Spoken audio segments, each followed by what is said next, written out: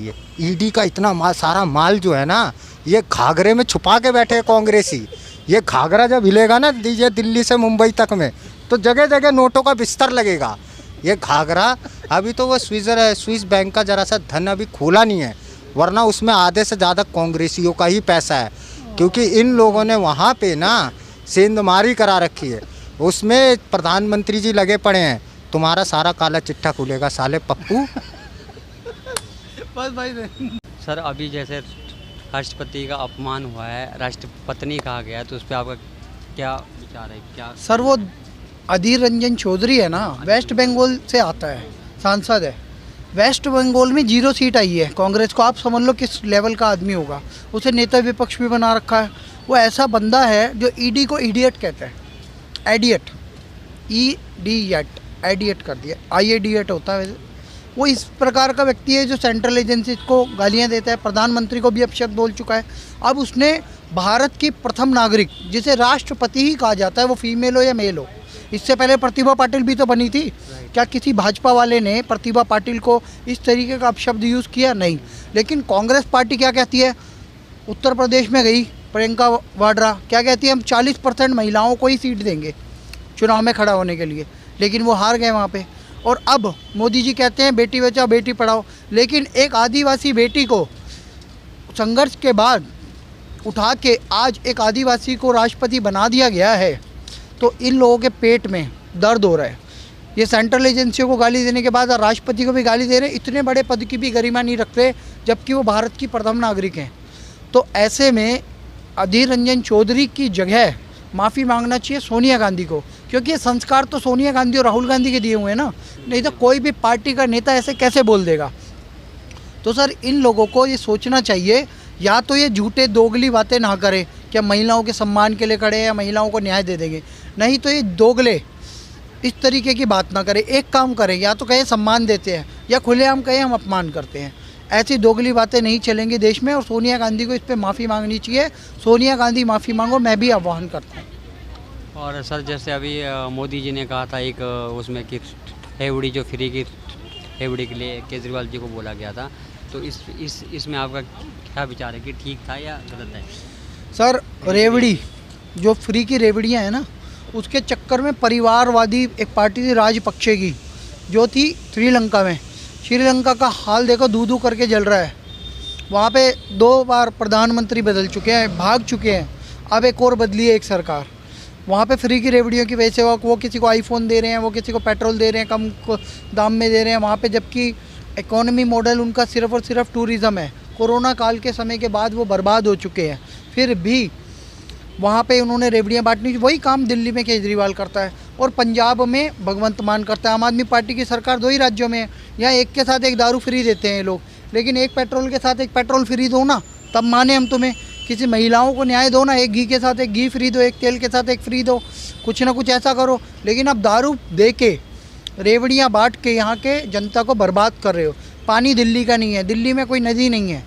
पानी कहाँ से है? हरियाणा से, उससे भी पेज उत्तराखंड, पंजाब से, ठीक है। उसमें भी ये क्या कर रहे हैं? फ्री में दे रहे हैं। इनके बाप का पानी नहीं है यहाँ पे। बिजली भी NTPC से आती है भाई, बिल देना होता है लोगों को, तभी तो वो चलेगा। इनके ऊपर भी बर्डन आ रहा है। इनके ऊपर कोई इकोनॉमी मॉडल नहीं है, ये कोई मैन्युफैक्चरिंग यूनिट नहीं लगा रहे यहाँ पे भाई। जब देश स्वावलंबी होगा, आत्मनिर्भर होगा, तभी तो कोई इकोनॉमी मॉडल होगा। ये तो यहाँ से लिया और यहाँ दे दिया, टोपी घुमा रहा है। तो सर जैसे ईडी की अभी इंक्वायरी हो रही है सोनिया गांधी के ऊपर, राहुल गांधी के ऊपर, तो इसमें आपको क्या लगता है कि ये सही है या गलत है? सर, ये बहुत अच्छा हो रहा है। आपको पता है 2013 में एक केस फाइल हुआ था नेशनल हेराल्ड का। अब 2022 चल रहा है सर। 2013 से अब तक लगभग 9 साल हो चुके हैं। आप सोच के देखिए कितनी लंबी जमानत मिली इन्हें। अब ईडी इंक्वायरी के लिए बुला लेता तो इन्हें दिक्कत क्या है? सोनिया गांधी जी को दिक्कत क्या है? वो महारानी लग रही है क्या कहीं की? राहुल गांधी तो रोड पे हो गया था, बैठ गया था अभी। सर, सामान्य सांसद हैं ये लोग। राहुल गांधी कहाँ से? वायनाड से है, अमेठी से हार चुके हैं स्मृति ईरानी से, रायबरेली से आती है सोनिया गांधी। अब सोनिया गांधी की स्थिति सुन लो। अगर इस पर जांच बैठी है तो इन्हें सह सम्मान स्वीकार करना चाहिए, क्योंकि वो पब्लिक सर्वेंट है, मेंबर ऑफ पार्लियामेंट है। मेंबर ऑफ पार्लियामेंट का क्या धर्म बनता है? जैसे वो गुजरात के मुख्यमंत्री थे नरेंद्र मोदी, तो सह हर्ष वो दिल्ली आते थे, 6-6 घंटे 8-8 घंटे CBI ऑफिस में बैठे रहते थे। एक कांस्टेबल हेड कांस्टेबल तक भी उनकी इंक्वायरी कर लेता था, अपमानित किया जाता था। सिटिंग गृह मंत्री अमित शाह को तो इन्होंने तड़ी पारी कर दिया था। आप सर सोच के तो देखिए, उन्होंने कोई ऑब्जेक्शन नहीं उठाया, कोई भाजपा का कार्यकर्ता रोड पे नहीं उतरा, वो सहर्ष सब कुछ सहन करते रहे। वो जबकि कॉन्स्पिरेसी थी, वो डर्टी ट्रिक डिपार्टमेंट था, हैं? वो राष्ट्र हित के लिए कर रहे वो राष्ट्र हित के लिए कर रहे थे सर। अपने परिवार हित के लिए कर हाँ, रहे ये परिवार हित के चलते हुए राजनीति जो की रॉबर्ट वाड्रा को बढ़ा लिया, अपने दामाद को बढ़ा लिया, शीला दीक्षित के बेटे को बढ़ा दिया, डीटीसी उसको दे दी थी। अरे भैया पूरा देश ना इन्होंने खा लिया था, लूट लिया था। वो तो आज मोदी जी के चरण कमलों के स्पर्श से देश थोड़ा उन्नति पे है। देख लो ना श्रीलंका का क्या हाल हो गया। मंदी के बाद में आज इंडिया जो है खड़ा है ना अपने बलबूते पे। डीटीसी बस का 500 रुपये किराया कर दिया। गाली नहीं होगा। हैं?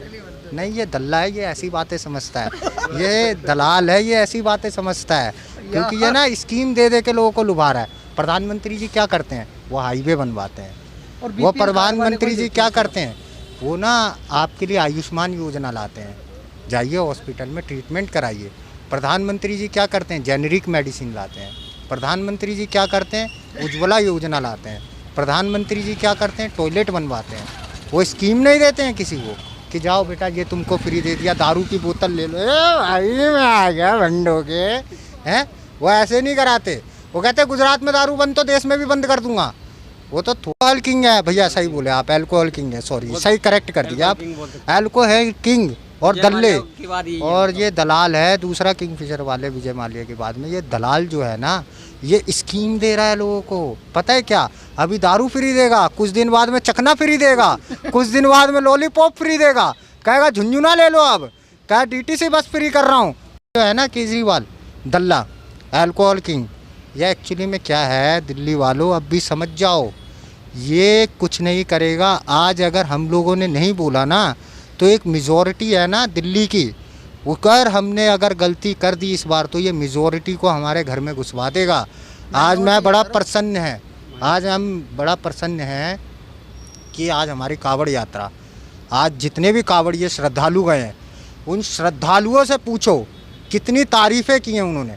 आज मैं गया हूँ कावड़ यात्रा पे, इतना सेवा भाव मैंने कभी ज़िंदगी में नहीं देखा था। और मैं यूपी पुलिस का और आदरणीय योगी जी का बहुत दिल से आभारी हूँ कि उन्होंने इतना हम लोगों के लिए व्यवस्था की।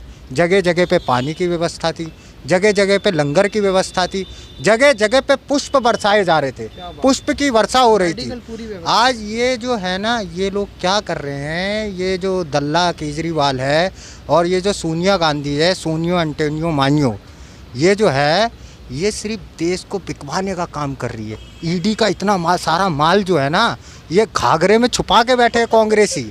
ये घाघरा जब हिलेगा ना दीजिए दिल्ली से मुंबई तक में, तो जगह जगह नोटों का बिस्तर लगेगा। ये घाघरा अभी तो वो स्विस बैंक का जरा सा धन अभी खोला नहीं है, वरना उसमें आधे से ज़्यादा कांग्रेसियों का ही पैसा है, क्योंकि इन लोगों ने वहाँ पे ना सेंधमारी करा रखी है।